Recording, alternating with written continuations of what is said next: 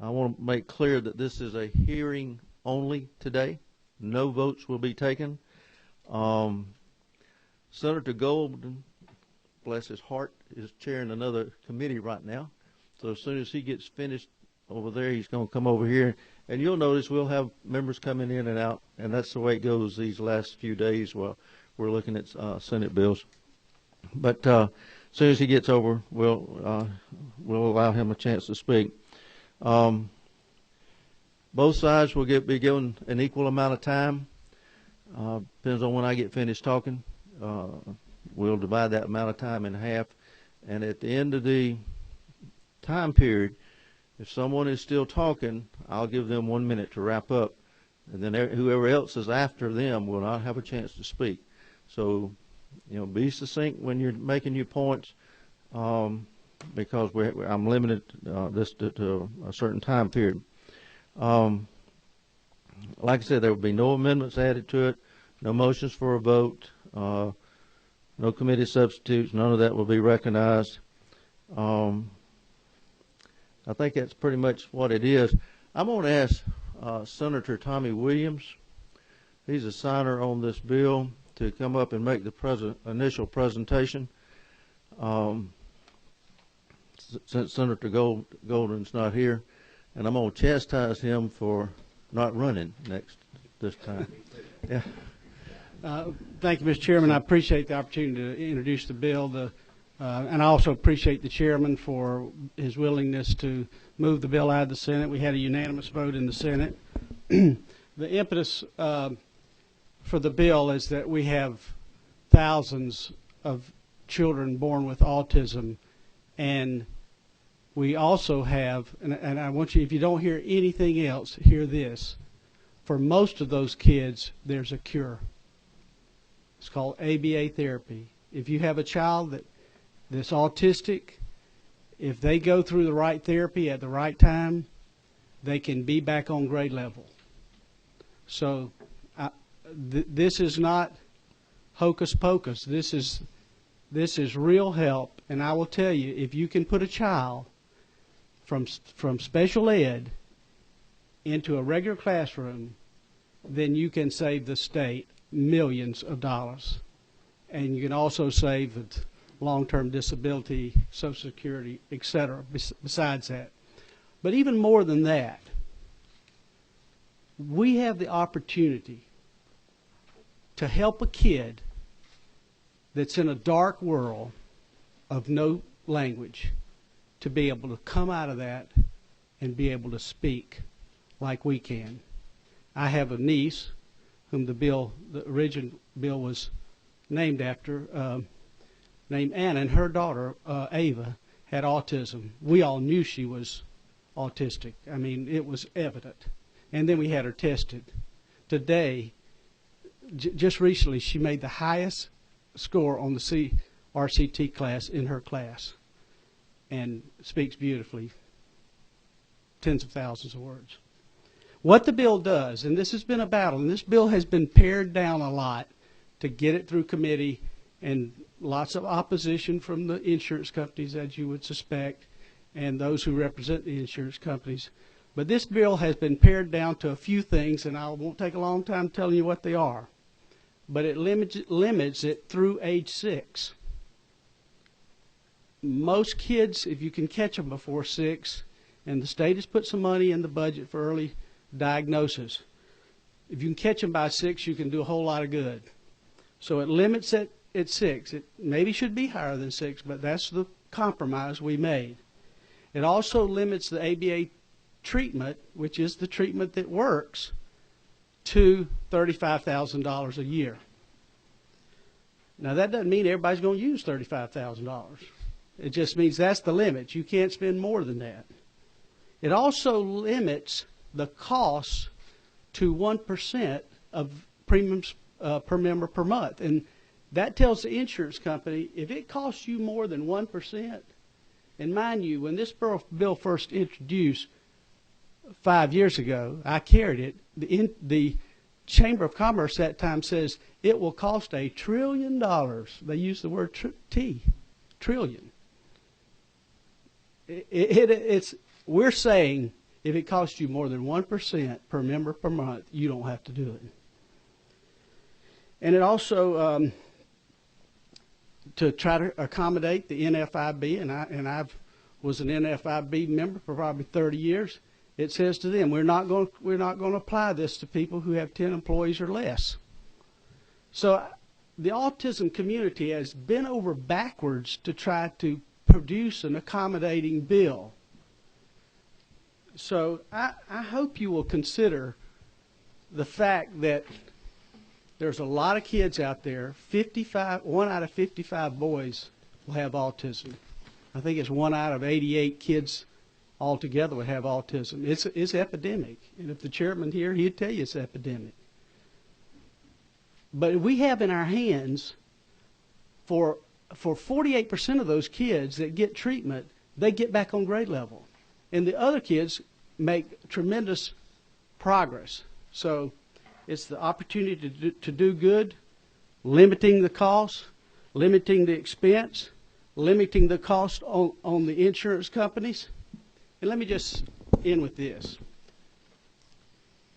I voted against some amendments, some mandates. This is a mandate. I don't think mandates are bad words. We've made it a bad word, but it's not a bad word. Now, the insurance companies, they don't like mandates. NFIB doesn't like mandates. They don't like any mandates. But it's our job to mandate what gets covered. Now, I voted against some mandates. And frankly, we got some mandates in law that maybe shouldn't be in the bill, shouldn't be mandates. But this is an occurrence that should be covered. For the family out there who finds out their kid is autistic, their insurance should cover the unusual, the stuff that's not just a weekly occurrence, things that happen that you have no control over. This is not bariatric surgery. This is not birth control. This is something that happens to a child that you can't control. And for me, that's what insurance ought to cover. Now, let me just say this. When I think about what I want NFIB to do for me, and they're opposed to the bill, and I appreciate them, but what I want for them to do for me as a business owner, and I own 5 businesses, I want them to tell me not what's the cheapest, but what has the most value. When I buy a policy, I'm not necessarily looking to pay for the cheapest. I want to know that my people are going to be covered. And we should cover autism for people who pay premiums. This isn't Medicaid. This isn't a free lunch. This is people who are paying premiums, expecting to be covered. So I would appreciate your support. I know you're not taking a vote today, but and I'll repeat what I started with. We have in our hands a cure for most kids. The people are paying a premium. They should be covered to have their children have the opportunity to have that cure. And in the long run, having those kids in a regular classroom rather than a special ed classroom, having those kids not on Medicaid, not on Social Security, but being real life taxpayers is where we should be going. Mr. Chairman, I appreciate the opportunity. You've got a question, if you don't mind. Sure. Chairman? You're on. Thank you, Senator. I appreciate you bringing this. I do have one question and a statement. I've got a nephew in Alabama that's autistic. They diagnosed him, I think, about 18 months. And he's made market. He's 5 now. And he was so much better than what he had. Now, I remember we brought this bill up. I did the bill 3 or 4 years ago, maybe 5 years ago. And the questions that kept coming up then was the mode of treatment. They had a whole lot of variations. One group would come up and say, this is one way to treat it. Another group said, this is the way to treat it. It seems like you guys have, I don't know what, I can't remember the applied behavioral analysis. ABA treatment. The ABA treatment now. But how did y'all reach a consensus on that? there were a lot of experimental treatments at the time, and folks were all marketing their wares. This has been the treatment that is proven over and over to be a efficacious treatment that's got verifiable results. I mean, we're not talking aromatherapy or something. This is real life behavioral applications that proven. And I don't know if your relative had that treatment, but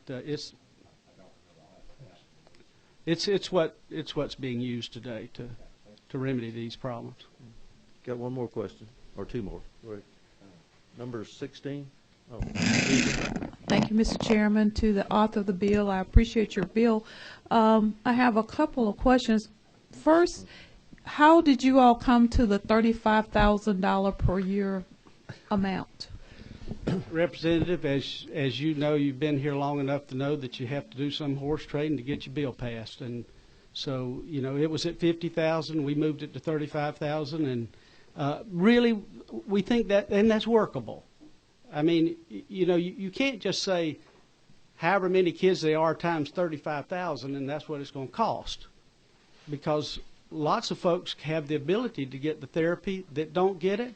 Some go and get some immediate results and don't spend the $35,000. They may spend $5,000, but that's a number that if you've got regular treatment for the right amount of time, that you could help the kid with that amount of expenditure.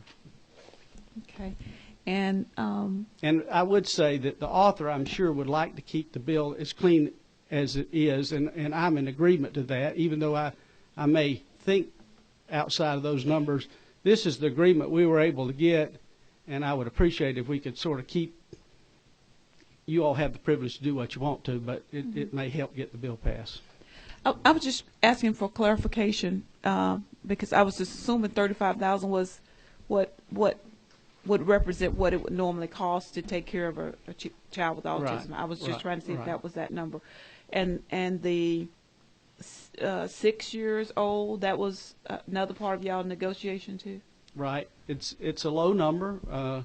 Some states have 6, some have 18, some have 10.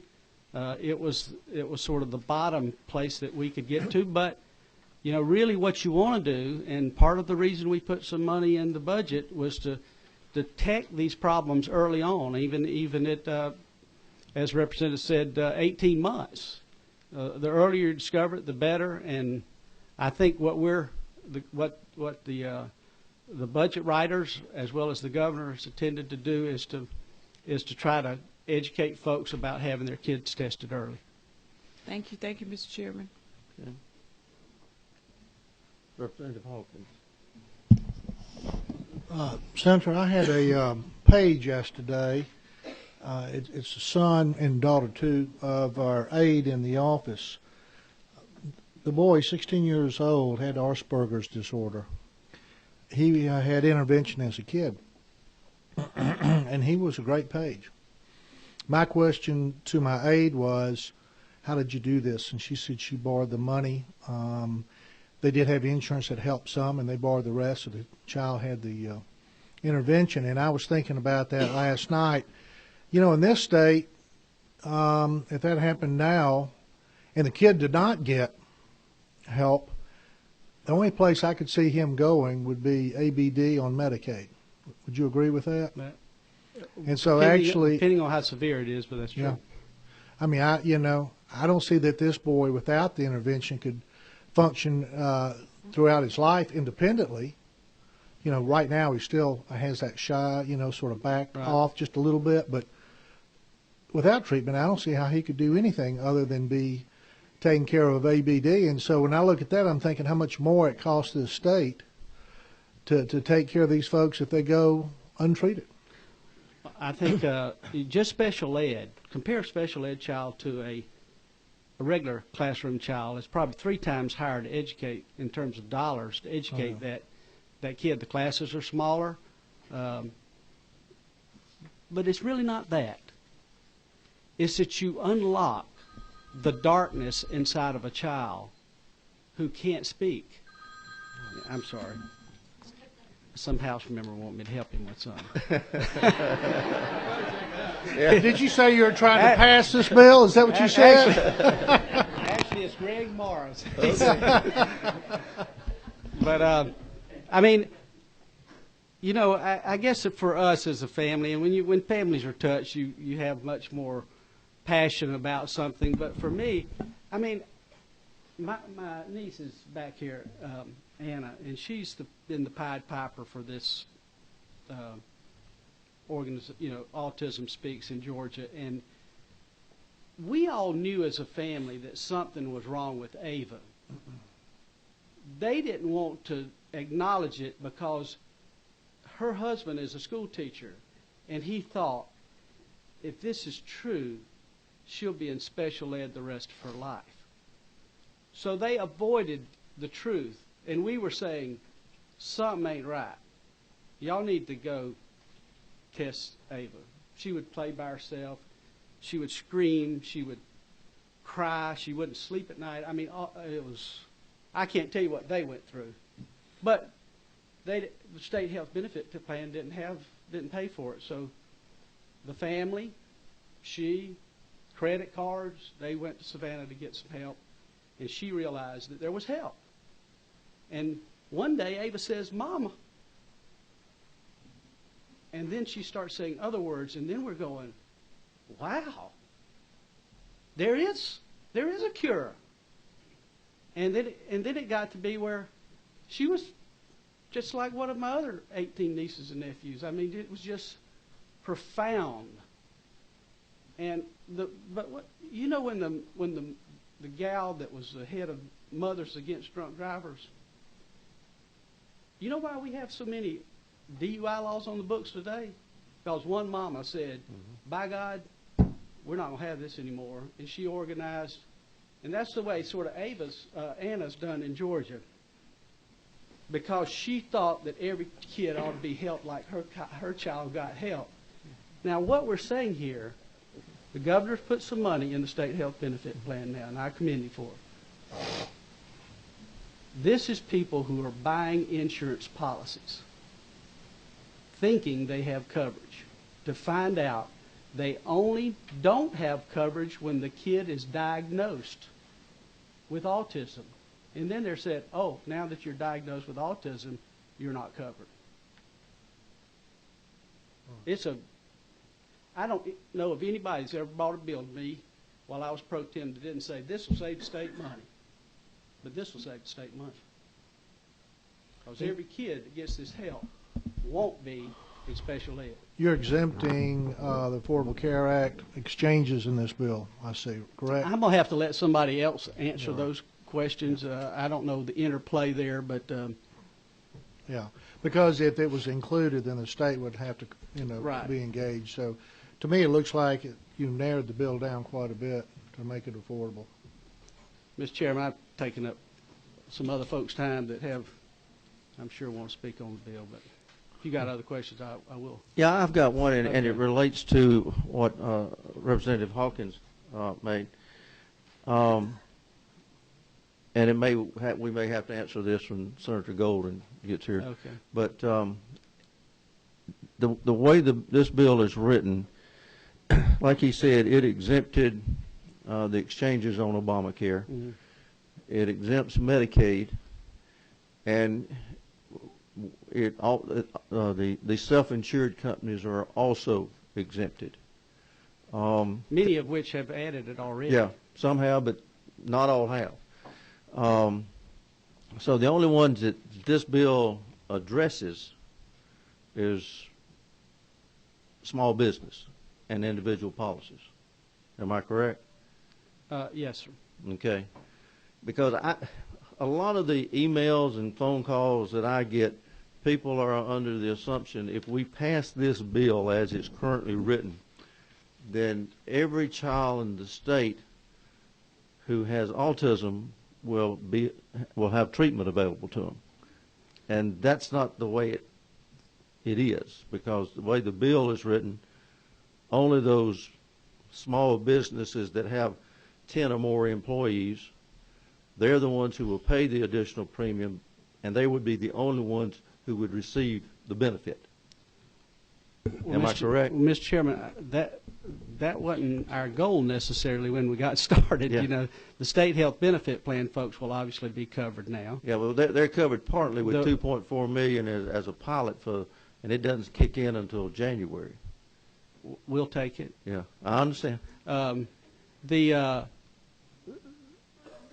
The thing, the RISA folks, I don't think we can write the law on what they cover. No, we can't. So we can't do anything about that. So the only we could address Medicaid.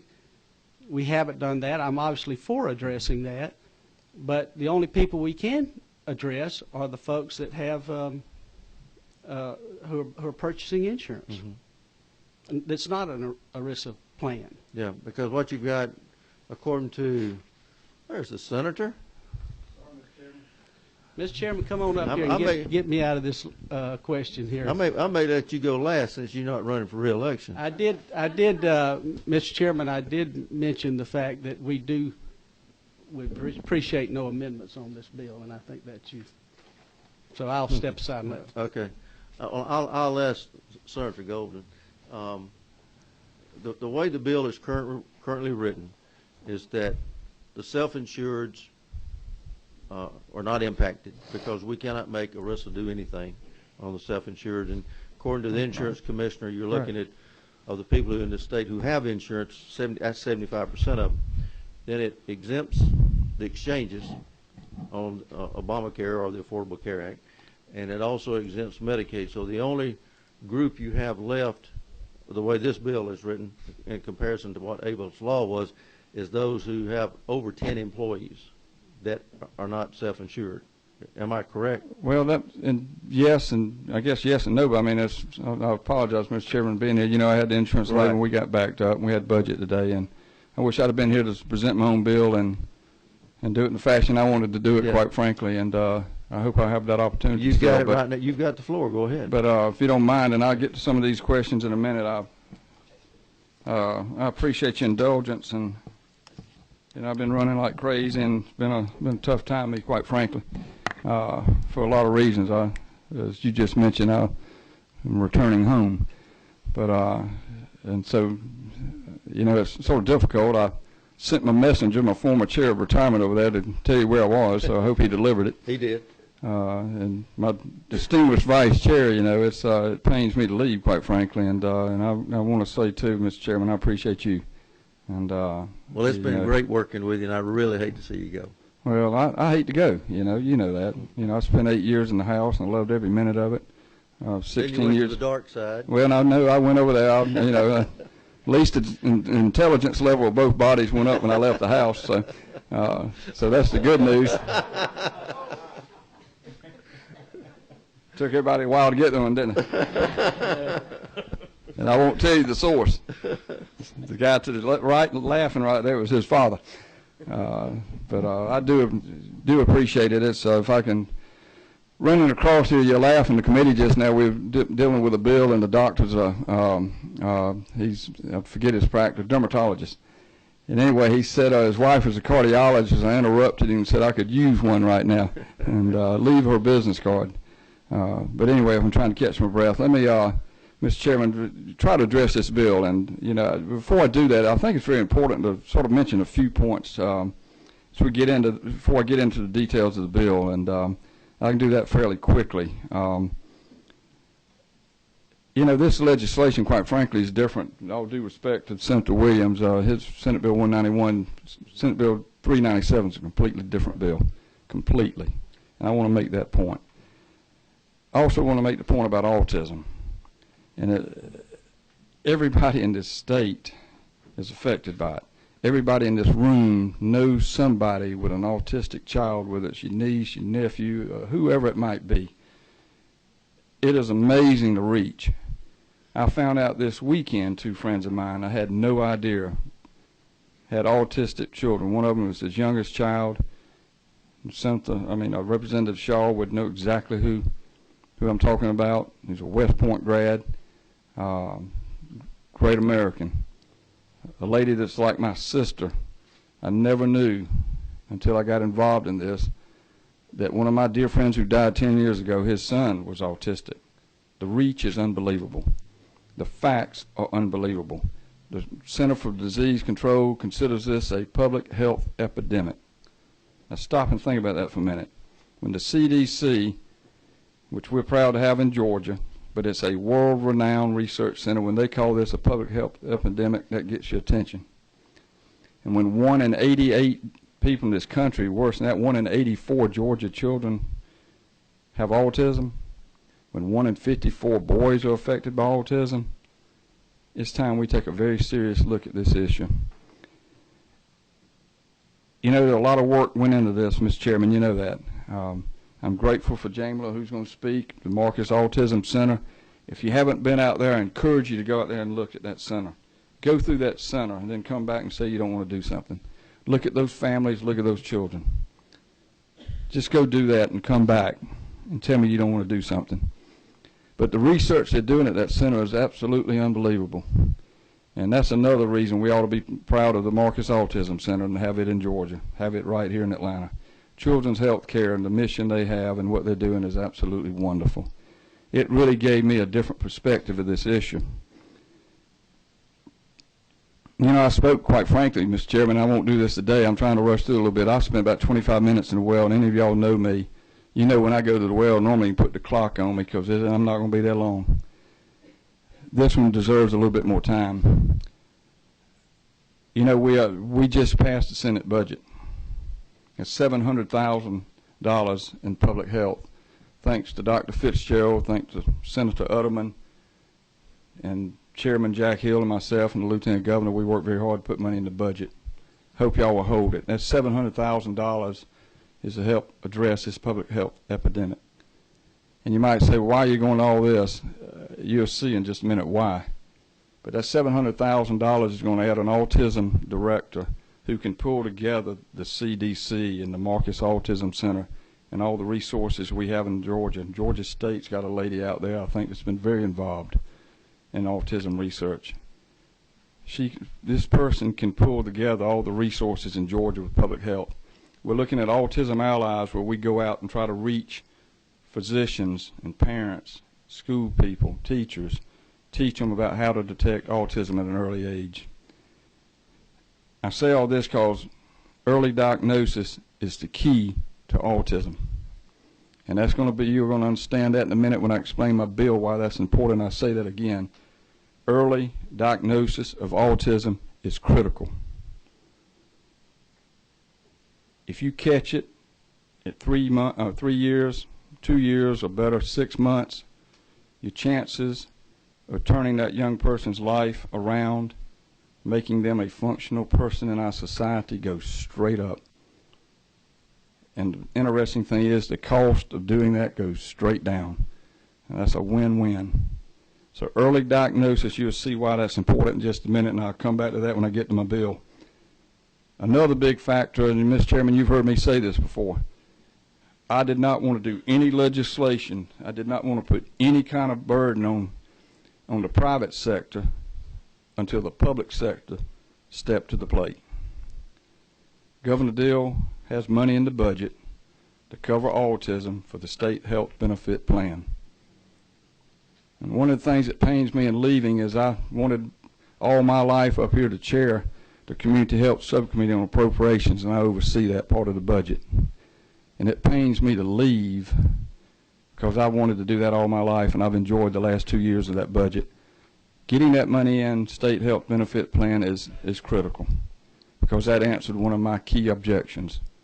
The government, state of Georgia, has now stepped to the plate, and we are going to cover autism under the state health benefit plan.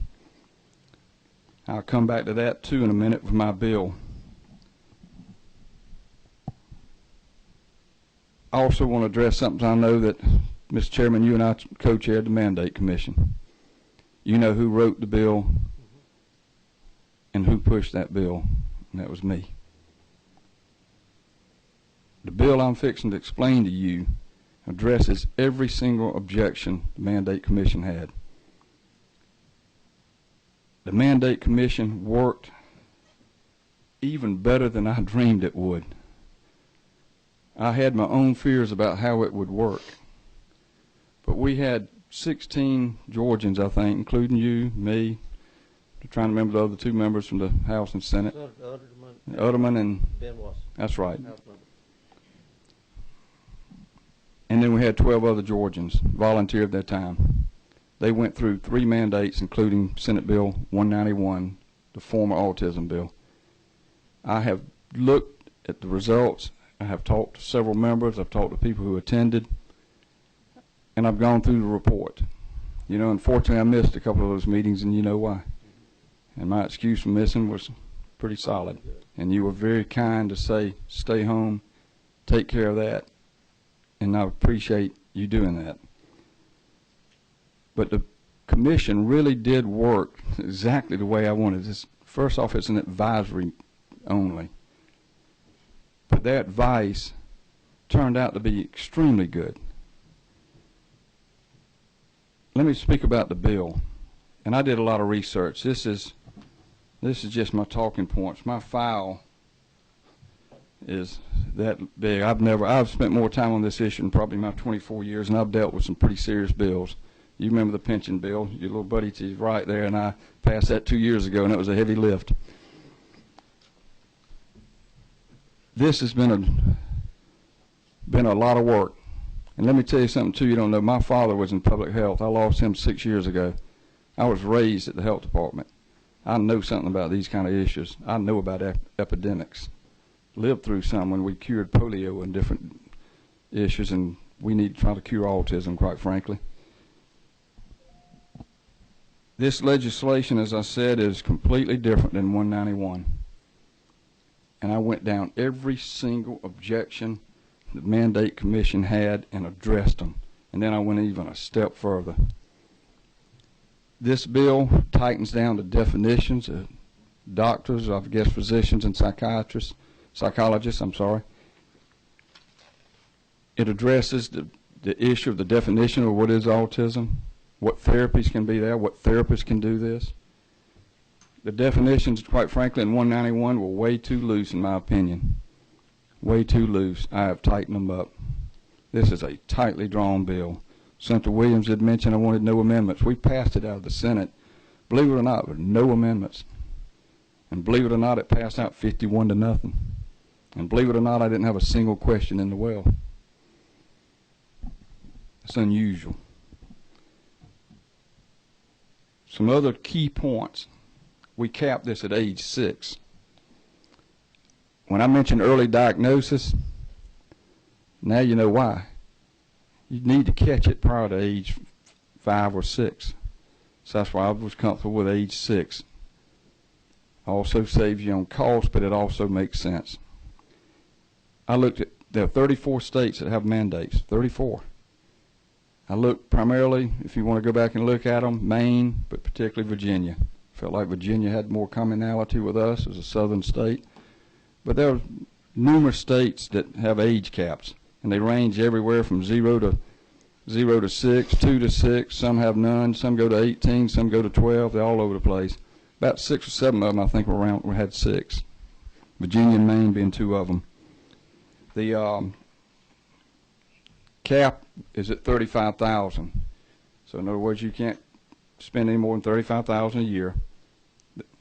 That, just like the age limit of 6, actually is the low end of all 34 states. I looked at that. I wanted a conservative, concisely written bill.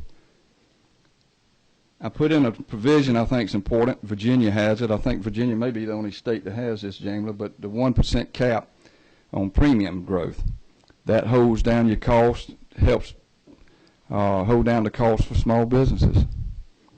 But I went a step further. No other state in the nation is doing this, and I like this because I've spent my life up here helping small business, and I take pride in that. I am a small business person. I used to own a printing company. It's a classic small business. I exempt 10 employees or less. My Chamber of Commerce will tell you in Valdosta that is the overwhelming majority of their members is 10 or less. And I don't want to put words in the mouth of NFIB and my good friend Kyle, but I bet you that's probably the majority of his. It's probably even the majority of the Georgia Chamber's members are 10 employees or less. Virginia's cost Virginia's cost is $1.08 per member per year. 9 cents a month to cover autism. With the 10 or less employees, I'll submit to you Georgia's, I'm guessing 50 cents, 75 cents a year, 5 or 6 pennies a month increase to address a public health epidemic that affects our children. And I do get a little passionate about children. One of the reasons I'm going home is my son. He's 17. I want to see him play baseball this year as a junior, and I want to be there for his senior year. That's one of the overriding factors, because children matter. This bill is about the children of Georgia. And quite frankly, Mr. Chairman, it's about doing the right thing. I know it's a difficult issue, and I understand that. But we were sent here to deal with difficult issues, and dealing with Georgia's children is vitally important. And I hope y'all will stand tall with the Senate, and let's do the right thing, Mr. Chairman. I appreciate your indulgence, and I'll be glad to try to answer any questions or have Jamila try to help me as we go through this. Okay, I think you have a question, Ms. Taylor. Is your button pushed? Okay.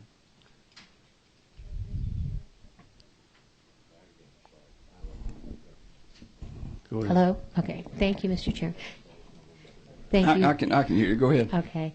I just had a couple questions, and most of them had to do with some of the writing in it. One of it refers several times to insurers, corporations, or health maintenance organizations. A lot of it is where it's being excluded, but I'm wondering why corporations were put in there. It made my light bulbs come on about ERISA plans, and I'm trying to figure out why the words corporations would have been included in it. Just standard, Jameson standard language. Okay, it just to me it worried Right, I mean, that it would kick the in. chairman's already mentioned it doesn't apply. So I mean, Right, I I'm wouldn't assuming think that's that it just- would. It's not listed as being, but I was afraid that was trying to bring it in because it would be a sideways way No, to you do don't- that. Couldn't do that anyway. We couldn't do that. But go ahead. No, that was my question. Okay. Thank you. Thank you. I appreciate being part of your delegation. By the way, I'm remiss in not having said that. Well, does anyone else on the committee have a question for the senator? Okay. Well, push your button. Didn't wind up. Okay, thank you. Senator, how many states have this type of coverage already? What'd you say? 34. 34? 34, and I think Mississippi and Tennessee and others are looking at similar bills right now. Okay, thank you. Thank you. The question I come back to is the limited number of people who will receive benefit from them, and by that I'm not talking about every child needs to have treatment available, but since you're excluding the ERISA plan people, and we're excluding the exchanges, and we're excluding Medicaid, you've got such a small group there that will be impacted. And the reason I asked that question, because I bet 90% of the emails I get, phone calls I get, say pass this thing so all of Georgia's children can be treated. And I'm afraid that even if this bill passes, that there's going to be a lot of confusion out there, because a lot of people are saying pass this so all families can be benefited. I understand, Mr. Chairman. I know this is not a cure-all, but I mean, we have limited ability what we can do, and this is one thing we can do. We can't supersede federal law. We can't deal with federal law. I know Medicaid, that's my subcommittee. They do diagnostic coverage now, but I suspect that's probably coming one day. But, we can't deal with federal law, so I have no control. Really, the only control we have is this in Georgia and state health benefit plan. Mm-hmm. And we're doing that now. So, okay. If you don't mind, maybe if I could at some point, I'd love to come back and wrap up at some point if that's something the chairman might. might agree. And even maybe after the opposition, I'd love to come back and maybe wrap up.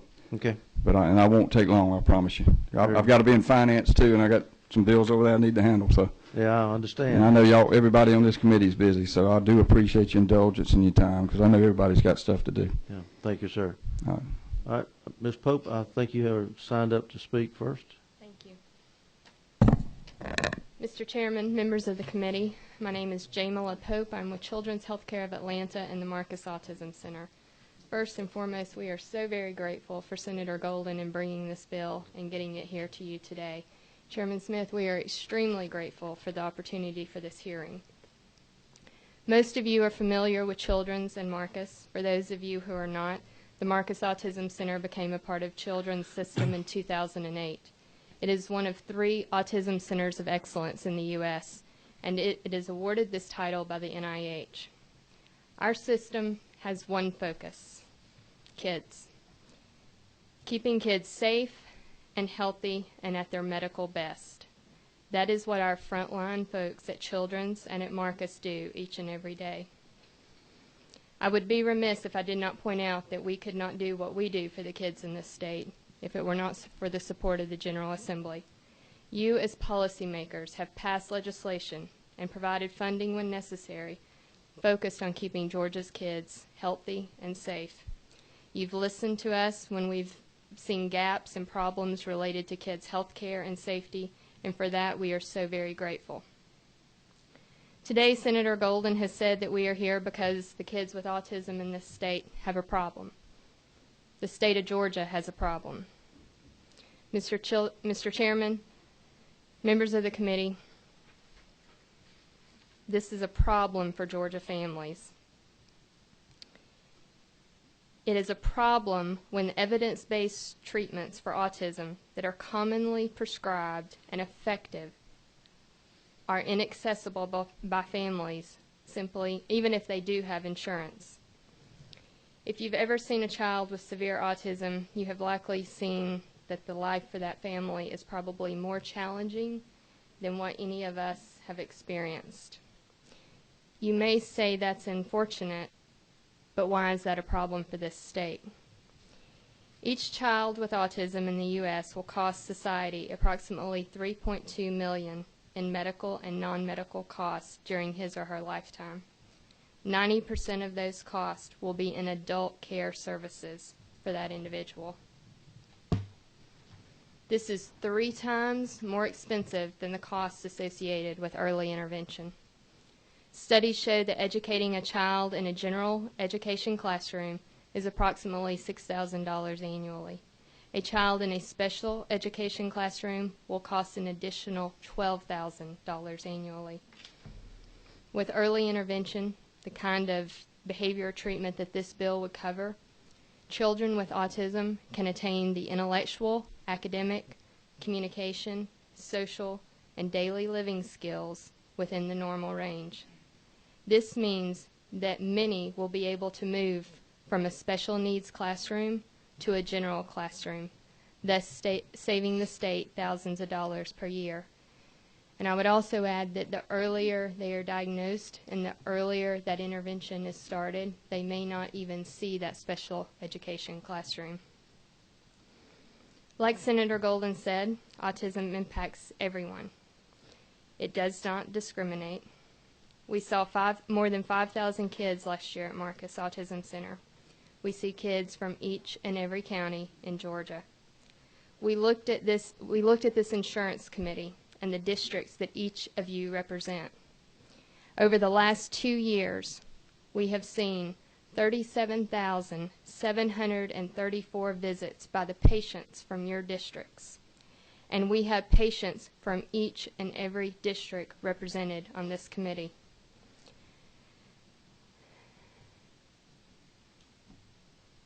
I have some of the district information for each of you if you would like it. There are some members that have seen more than 4,000. We have seen more than 4,000 visits for that representative's district, more than 3,000 from another district, more than 2,500 from yet another district. And Mr. Chairman, even down in Columbus, we have seen 517 visits from kids in your district over the last 2 years. There's a few points I want to make, as sometimes these details get confused by the insurance industry and others. This behavioral treatment that we are talking about in this bill is not already offered and or available in small group plans. You may hear from others here today that autism is already covered by insurance. That is, at best, half true. What is covered is the diagnosis of autism. And some plans do offer speech therapy, occupational therapy, and physical therapy. And while that therapy is very much needed and often is used to treat symptoms of the disorder, what is provided is most often never enough, and it is certainly not the type of behavioral treatment that we are talking about in this bill. Those types of treatments in these situations when you're dealing with autism, you might think of it this way. If someone has a removable tumor, a painkiller might provide some temporary relief, but the underlying issue still exists. We must pass this legislation in order to address underlying conditions for these children. Behavioral treatment, specifically the medically supervised applied behavioral analysis treatment that this legislation would cover, is not something that is covered by school systems today. What is true is that some school systems employ ABA tactics in some cases, and it varies widely across the systems, to help individual students meet their IEP plans. This is a good thing, and that it's happening in some school settings, but let me be clear so there is no confusion. This is very different than the clinical ABA treatments that a child would receive and would if this legislation was passed. Some of you are probably wondering why this type of treatment that we're talking about in this bill is not already covered. And I'm sure the opposition would tell you that it's expensive. But like Chairman Golden already said, it's not. It's been proven in state after state that the costs are minimal. In states where autism insurance reform has passed, the costs that have actually been realized are lower than what the states predicted themselves. In Missouri, autism-related costs have accounted for just 0.2% of total claims, leading the Missouri Department of Insurance to report that the mandate will have no appreciable impact on premiums.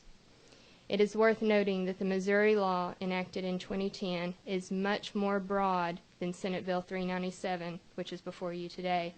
It covers children through age 18 with a $42,000 an annual cap.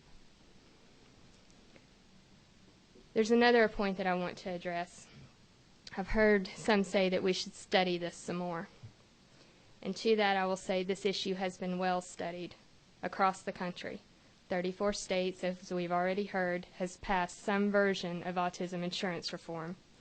In the states that have studied the cost impact, it has, to my knowledge, never been what was predicted, and in fact has been in many cases far less.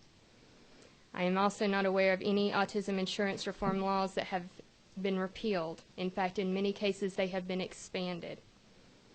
People are obviously happy with this legislation once it is passed in their state. This is also not a new issue for the state of Georgia. Legislation like this that would help Georgia's kids with autism has been being considered in this state for at least 5 years. And what you have before you is a bill that has adhered to the General Assembly's process. It addresses the concerns that were raised by members of Georgia businesses. It addresses the concerns that were raised by legislators. This issue has been studied. Mr. Chairman, members of the committee, the state of Georgia has long seen the importance of providing these types of behavioral treatments for kids with autism. The state appropriates money to serve with this type of treatment the Medicaid-eligible kids whose services would not otherwise be covered. It doesn't serve everyone, and there are certainly wait lists, but the point is that the General Assembly has believed in giving this type of coverage to kids for at least 10 years. Furthermore, Governor Deal sees the importance of providing this type of coverage. He has recommended, as we've already heard, that it be put in the state health benefit plan. This bill, and in the essence of time, Chairman Smith, so that you didn't have many people standing up here to support this bill, I will tell you that the Georgia chapter of the AAP is supportive, Voices for Georgia's Children, and the Medical Association of Georgia. I am on behalf of the kids in Georgia who need your help, who need your action on this bill to access the treatments that they need to live the most normal life possible for them, respectfully asking you to find a way to get this done this legislative session. Thank you. Does anyone have a question? Yes, ma'am. Go ahead. Thank you, Mr. Chairman. Thank you. I did have a question, and it really has more to do with the definition. It has to do with habitative. Could you just give a definition so everybody understands and knows what that is? What line are you on? On line 37A. So this is language that we have seen in other states, and I'm not an attorney, so I'm not going to be. I just kind of want to know definition of what it's talking about. I understand rehabilitative services. I'm not familiar with that. So that is language that has. I'm sorry. That is language that has come up in the last few years, and when this insurance reform bill has been passed in other states. Rehabilitative, you're able to bring someone back to the place that they were, but it's also, it's my understanding, believing that you're getting them to the best possible spot that they can be. And again, I'm not an attorney, so I'm probably not the best person to answer a language question. Okay. I was kind of thinking maybe there was a medical phrase that we could compare it to, just to see. I understand. I don't know. Okay, what services were. All right, thank you. Sorry. Okay. That's all the questions I see. We've got 2 or 3 more speakers. Ms. Jager.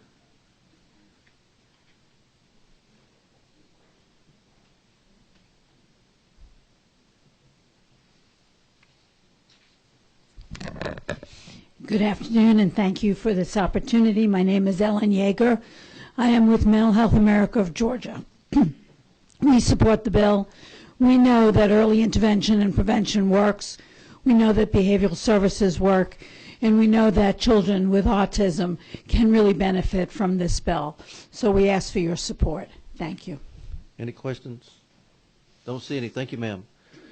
Okay. Ryan LaRusso? LaRussa? Excuse me.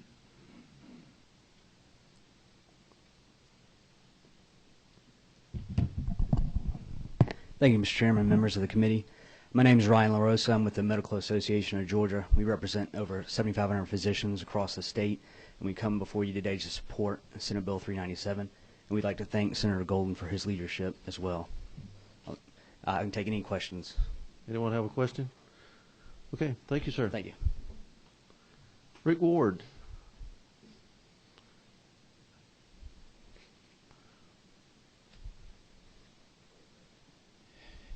Thank you, Mr. Chairman, members of the committee. I'm Rick Ward with the Georgia chapter of the American Academy of Pediatrics. We represent the 1,700 pediatricians and pediatric subspecialists who care for these children as they deal with autism and the autism spectrum disorders. We also support this bill very much. It seems like a reasonable step in a right direction. We appreciate Senator Golden's leadership on it and would commend it to you. I will say, in terms of the habilitative, if I may wade into that, this was a new one on me in the last year because it came up in some of the ACA essential benefits package.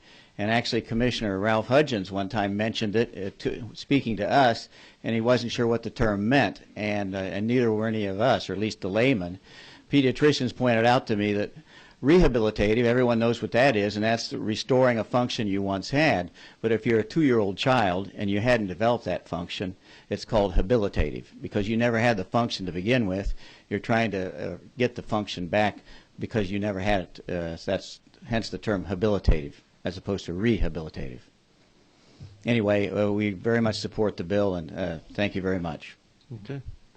Any questions? Okay. Thank you, sir.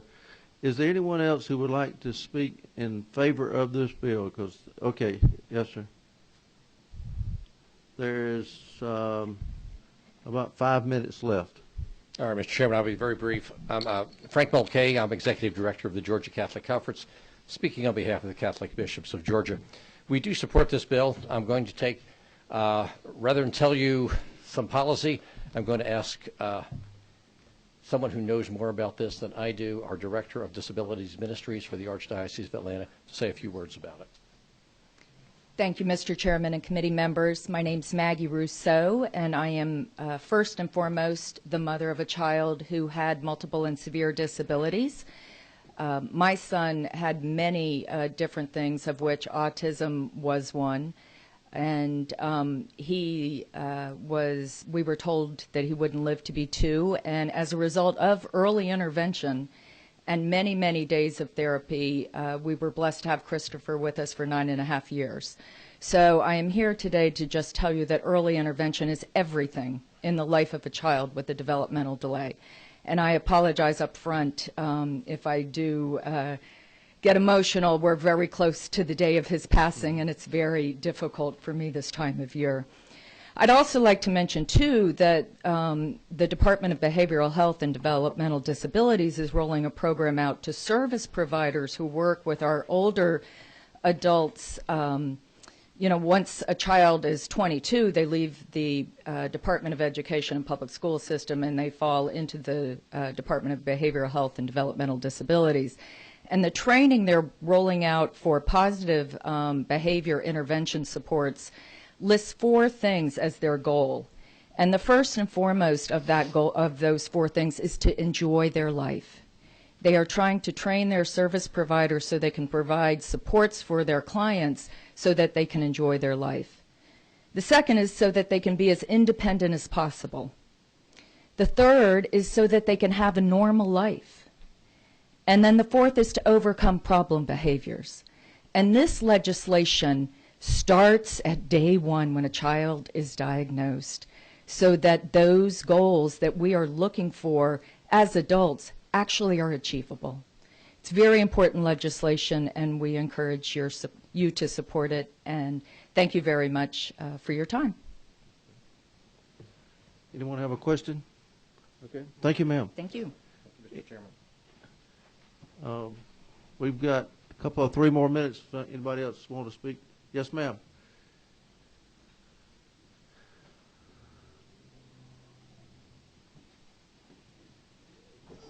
Oop, be careful.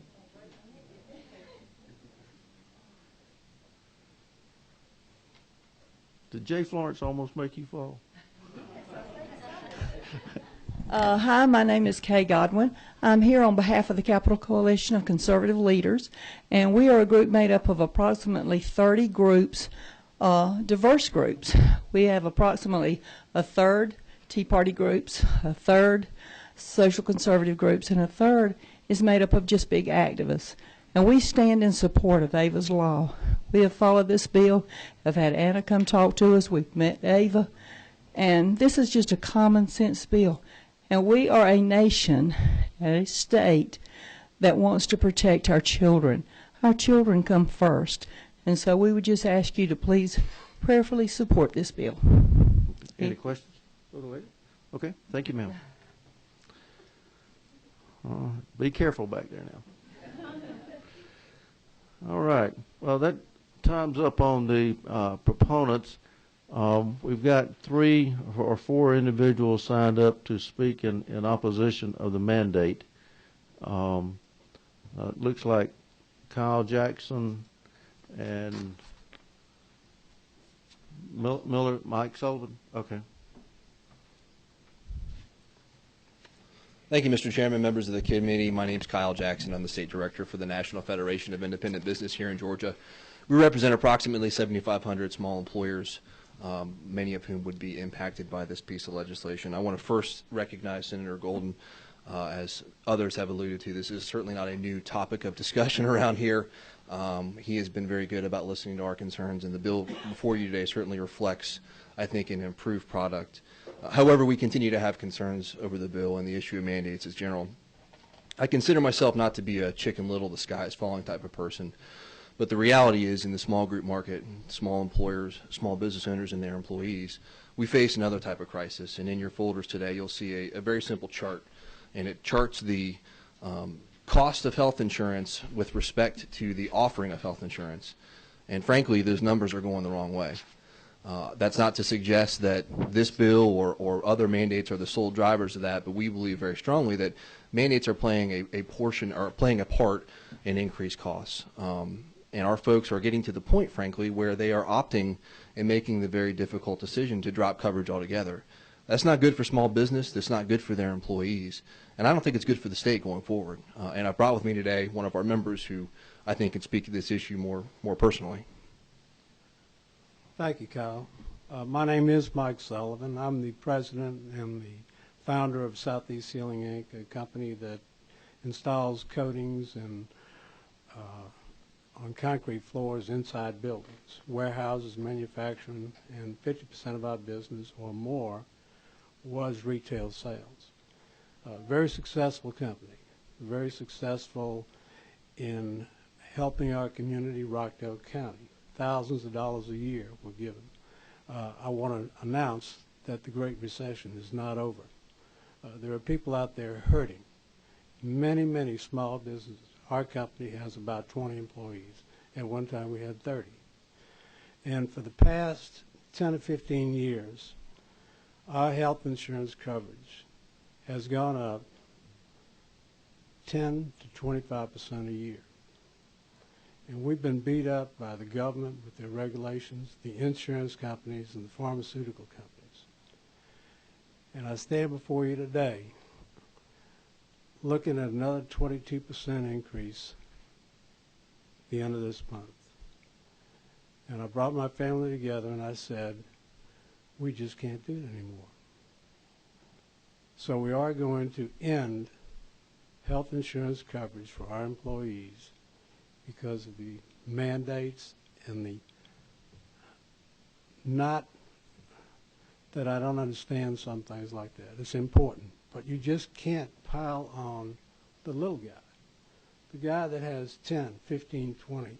And I would say over half of the businesses in this state probably have between 10 and 50 employees. And you can't keep hitting them. And my people are going to suffer because of this. So I'm against it. I'm against any kind of mandate. I'm against any kind of increase. And I wish you would spend half as much time trying to figure out how to get these insurance costs down. And I think to close from our perspective, it's not, you heard from Mr. Sullivan, they're going to try to work out some arrangement where they can find some alternative to provide coverage for their employees, but certainly not the traditional employer-sponsored coverage that we're used to.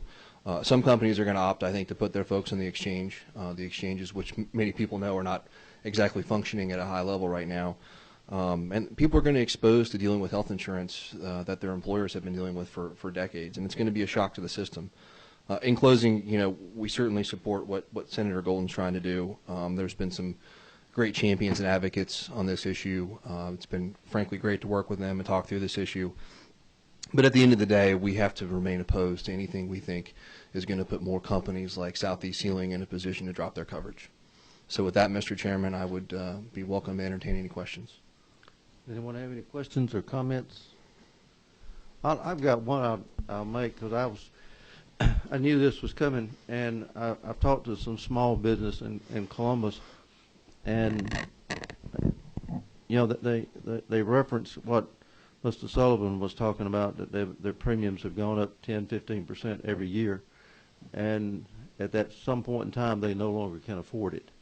And I think that's the issue right now, because even if they if you drop coverage and they go get on the exchange, they're still not covered as far as autism is concerned. Right, and I would also point out too, we talked about how the state can't control what self-insured ERISA companies do. The larger tend to be mostly larger companies. People like Mike are competing against those companies for the same labor force. They want to attract and keep good employees, and one of the ways you do that is you offer a competitive benefits program. Well, if you can't afford to offer health insurance, that makes you pretty unattractive as an employer versus a large company that is offering health insurance. So I'm also sensitive to the fact that we're going to put our small employers at a competitive disadvantage versus their self-insured competitors. Okay. Anyone have a question, comment? Okay. Thank you, sir. Mr. David Rayner, Georgia Chamber.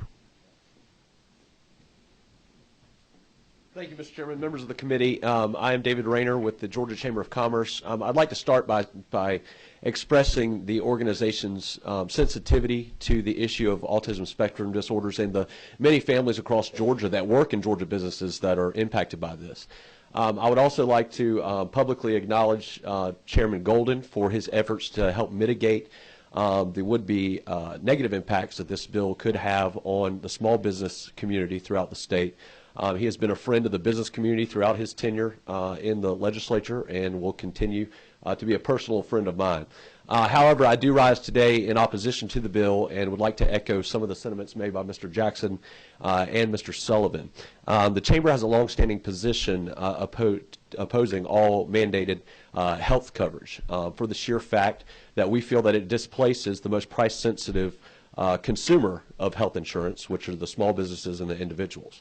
I would just add to that, I think there is a concern, as ardent supporters of the Mandate Review Commission process and the drafting and the passage of that bill, I think there is a question that has arisen because this is a different piece of legislation than initially went through the Mandate Review Commission.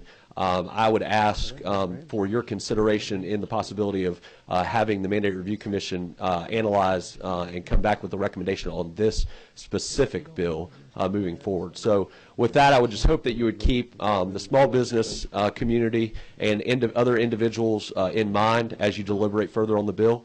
And with that, Mr. Chairman, I would be happy to answer any questions. Any questions? Okay. Thank you, sir. Thank you, Mr. Chairman. Oh, and by the way, Senator Golden was Legislator of the Year for the Chamber last year. They're trying to repossess it. Okay. Robert Fitzgerald. If I'm reading your gibberish right here, yeah.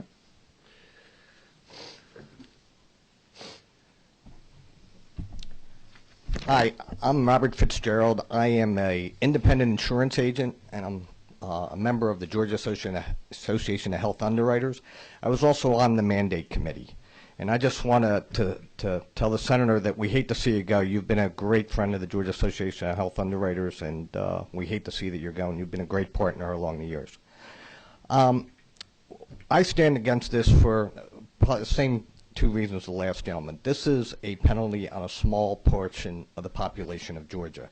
As I heard today that before it was going to be a lot more people, but it sounds like this penalty is going to be going to, not penalty, but this insurance premiums that are going to be paid, it's going to be paid by less than 20% of the marketplace. And that's just going to put the individual and the small business in an unfair competitive marketplace. And I got to tell you, in this marketplace right now, I heard today for the first time that the exchange is not going to have this mandate. I can tell you a lot of agents are going to move their clients to the exchange because of that price difference. That's going to be one of the adverse effects here, too.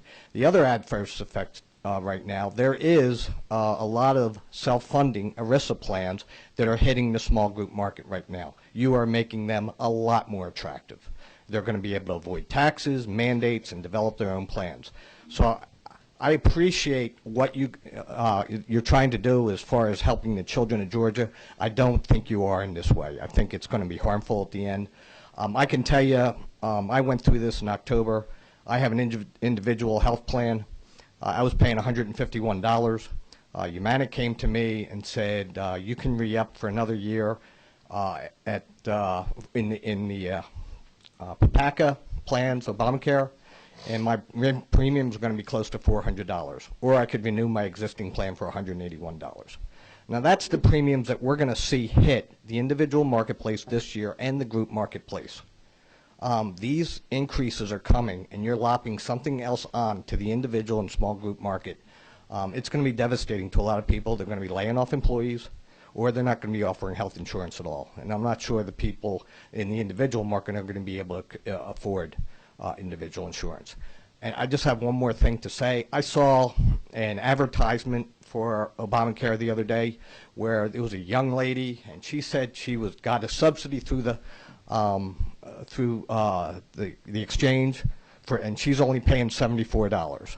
Well, my son at 28 has a $3,500 plan right now, and he was paying $85 without a subsidy. So this is getting really expensive really fast, and we got to figure it out. Thank you. Okay, thank you, sir. Anyone else have a question or anything? Okay. Anyone else want to speak? Okay.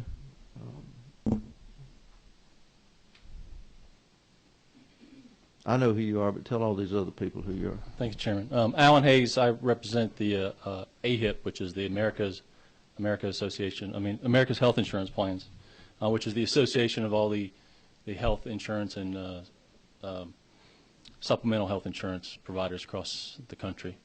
And I don't want to be a broken record, but I also want to commend Chairman Golden, who's been a pleasure to work with on even though we've disagreed on the issue. He's always had an open door, and honestly has improved the bill greatly. But we stand up in opposition today. AHIP supports policies from the government that increase choice and decrease cost.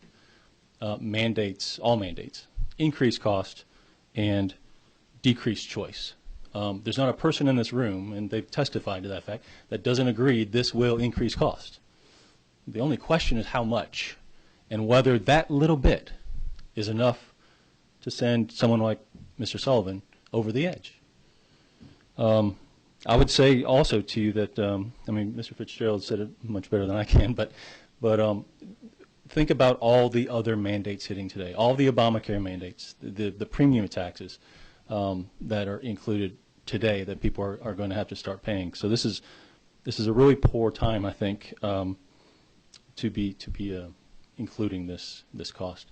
I also encourage you to study this in the review commission, in the mandate review commission. I've heard a lot of facts and figures through a flow, and I can give you facts and figures too. And the only way really for you to sort it out is go dive into this data. And I don't think during the session, that's probably why the bill was created. During the session, it's hard to do that, to really dive into this data. Much of this data on autism is conflicting. Much of the data about the efficacy of this treatment is conflicting. I think it's important for professionals to take time with it and come back again with a recommendation. Of course, they did that this summer, and they recommended to you not to pass an autism mandate. With that, I'll take any questions. Anyone have any questions? Thank you, sir. All right. Go ahead, Graham. Thank you, Mr. Chairman, members of the committee. Graham Thompson on behalf of the Georgia Association of Health Plans. I, too, want to say thank you to Senator Golden. Been a joy working with you, sir. We're certainly going to miss you over in the Senate. And thank you for a seat at the table throughout this process. Mr. Chairman, members of the committee, we do rise today, Georgia Association of Health Plans, to oppose this legislation. Mr. Chairman, throughout this debate, our 2 points of emphasis have been employer parity. The state should not ask the private sector to cover what it does not cover for its own employees, and the cost, the unknown cost. Sounds like it's not unknown. Everybody agrees it will increase costs, just to what degree. To the employer parity argument, it's already been cited. Certainly, Governor Deal has put in his budget, and we expect it to pass, $2.4 million to cover autism spectrum disorder therapies, and that's undefined yet. So $2.4 to cover the state health benefit plan.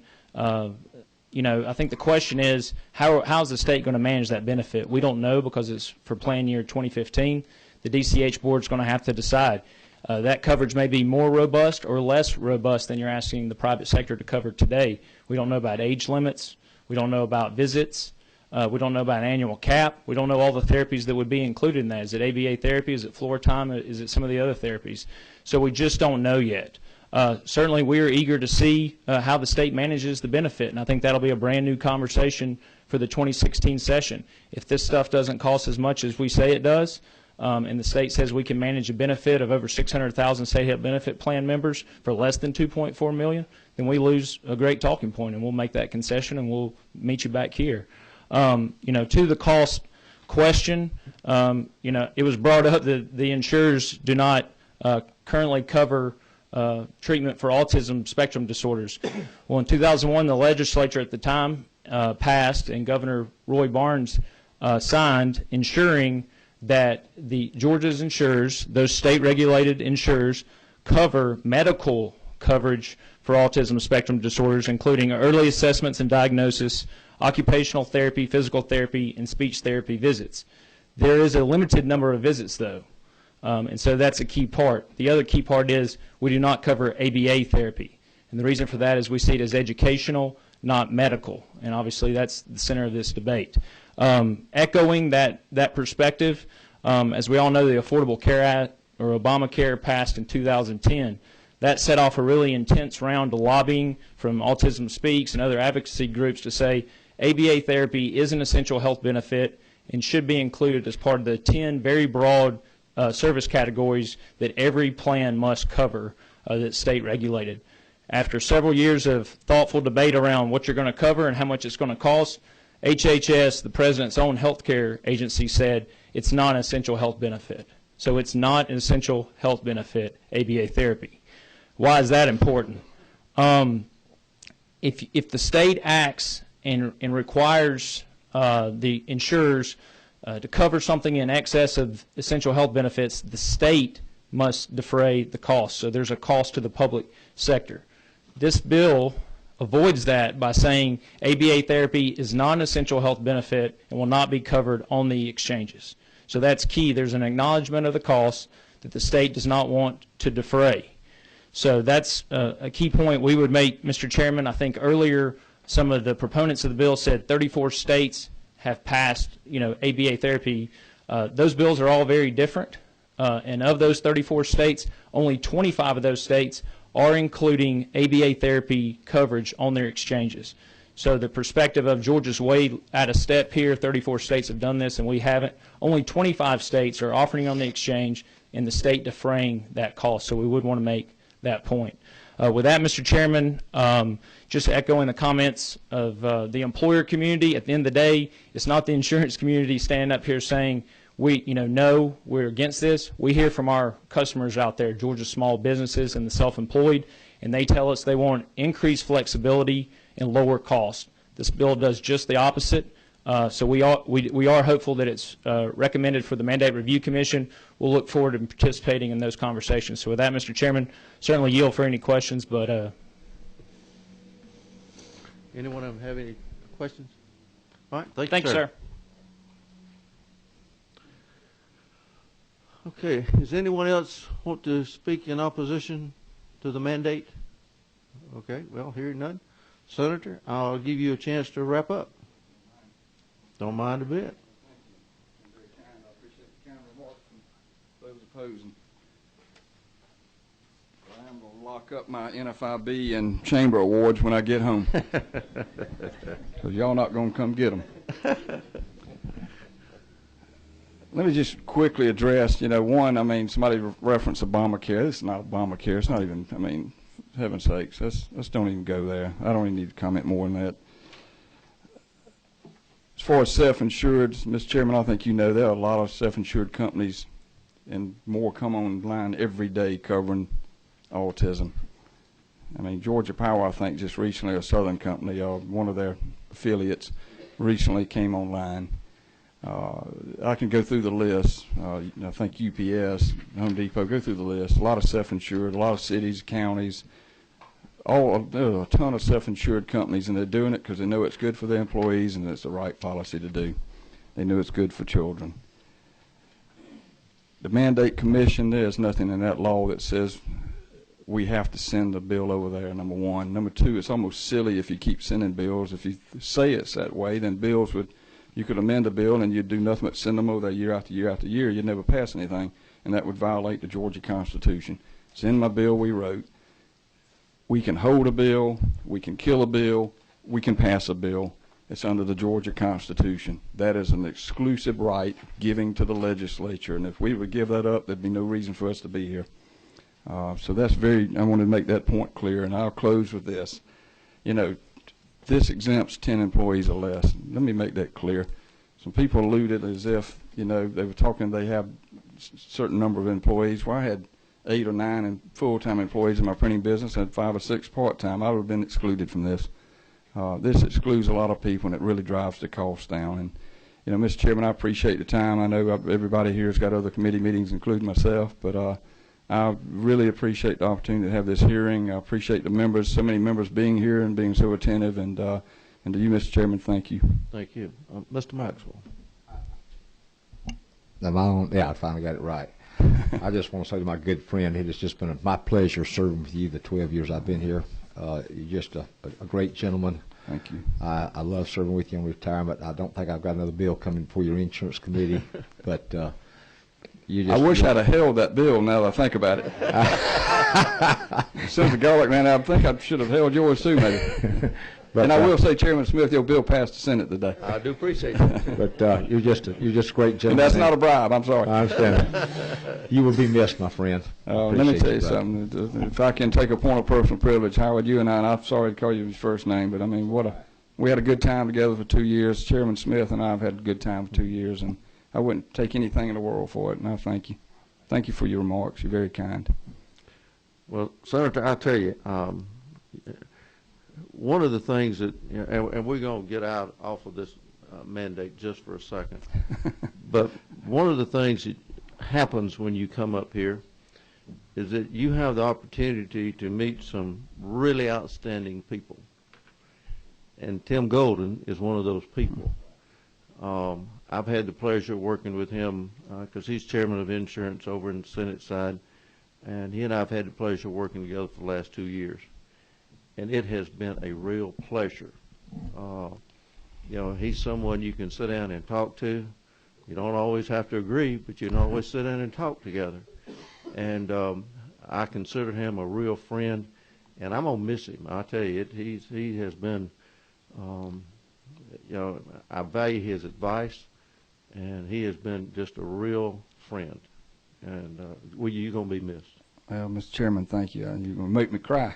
I appreciate it. You know, I'm sitting there looking at somebody's like my son right there. So, but I'm not going away. I'm going to come up here and find some reason to be up here and bug y'all. I don't have anything lined up, by the way. I mean, I don't think I'm quitting. I mean, I may just come up here for fun, you know. So.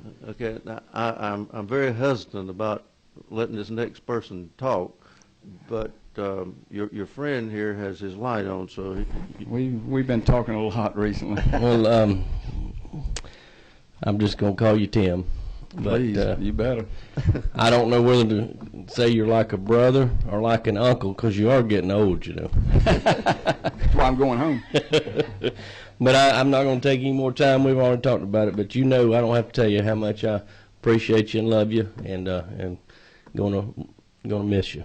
Well, I go home because, Mr. Chairman, you know, I'm leaving one of the best up here, and I feel good about my state. And I look around at all of you, and I thank you for your friendship. I served in the House with many of you, and we've been colleagues. I even served with one guy that was in the Senate, and I apologize for us sending him over here. I mean, I know y'all don't like senators. It has been tough trying to reform him. Well, you know, I mentioned last night at the bird show about the speaker, you know, and said, you know, he learned everything in the Senate, and everybody laughed, you know. But I enjoyed kidding the speaker as well, and who's been a dear friend too. I've been blessed, and Mr. Chairman, I appreciate that very much. And let me tell you something, you've been great. I know I can walk in your door, you can walk in my door. We hit it off from day one, and I'm grateful for this friendship, and I appreciate it very much. And I'll come to Columbus occasionally just see you too. Well, I hope you do, and bring your swimsuit, and we'll go whitewater rafting. That sounds like a deal. Thank you. All right, thank you. This hearing is almost over. I've got one bit of information I want to do, provide to you as it relates to this Senate Bill 397. I'm going to appoint a special subcommittee on this bill. This committee will be comprised of myself, Chairman Meadows, Chairman Maxwell, Representative Taylor, Representative Shaw, and Representative Mayo. Meeting's adjourned.